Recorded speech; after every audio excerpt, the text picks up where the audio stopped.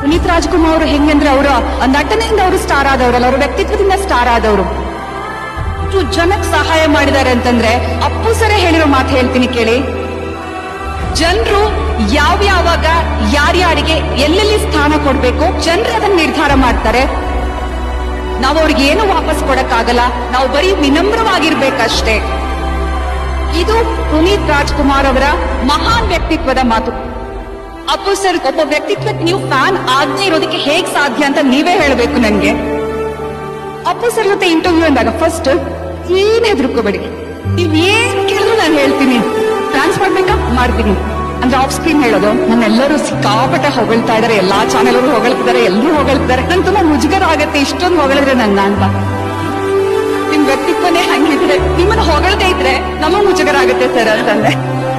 So ಈ ತರದ ತುಂಬಾ ನೆನಪುಗಳಿದೆ.